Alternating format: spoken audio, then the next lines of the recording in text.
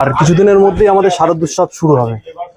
পুজো মানেই ভালোবাসা, পুজো মানেই এক আনন্দ। কিন্তু এই পুজোর মাঝখানে আজ আমরা বিশেষ অ্যাক্টিভিটি করতে এসেছি। কিছু দুস্থ মানুষকে আমরা শাড়ি এবং আদার্স যে সমস্ত জিনিসগুলো হয়, জামা কাপড়, সেগুলো আমরা প্রদান করব। আমরা চাই এই পুজোতে সবাই আনন্দ করুক।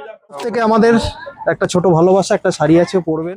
এই পুজোর জন্য আমি সমস্ত বয়স্ক মা বোন দিদিদেরকে আমার তরফ থেকে একটা করে পুজোর উপহার, একটা করে শাড়ি দিচ্ছি। খুবই ছোট উপহার আমার তুলনায়, আপনি আশীর্বাদ রাখবেন। আমাদের তরফ থেকে একটা ছোট্ট গিফট সামনের পুজোর জন্য সবাইকে দিচ্ছি। তো আমার তরফ থেকে একটা ছোট্ট উপহার। আপনাদের সবার পুজো ভালো কাটুক। জয় জগন্নাথ, ভালো থাকবেন। এর পুজোর তরফ থেকে একটা ছোট গিফট আমাদের উপহার। কেমন লাগছে? আগে এরকম এসে কেউ দিয়ে গেছে পুজোর উপহার? আশীর্বাদ দিচ্ছ তো? আবার পাবো, তোমরা ভালো থাকো। একটা ছোট গিফট আমাদের তরফ থেকে, ভালো থেকো, আশীর্বাদ দাও যাতে। ঠিক আছে, ভালোভাবে থেকো কিন্তু, ঠিক আছে? জয় জগন্নাথ। দিলাম একটা দিদিভাই তোমাকে, অতি অবশ্যই পড়বে আর আশীর্বাদ রেখো যাতে আমরা প্রত্যেক বছর এভাবে সব মানুষদের দিতে পারি। সামনের পুজোর তরফ থেকে সবাইকে আমরা শাড়ি দিচ্ছি।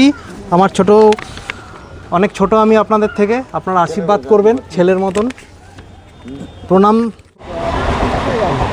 শাড়ি পরে কালারটা কি সুন্দর লাগছে তোমাকে, দেখো কি সুন্দর কালারটা ম্যাচ খেয়েছে, দেখো।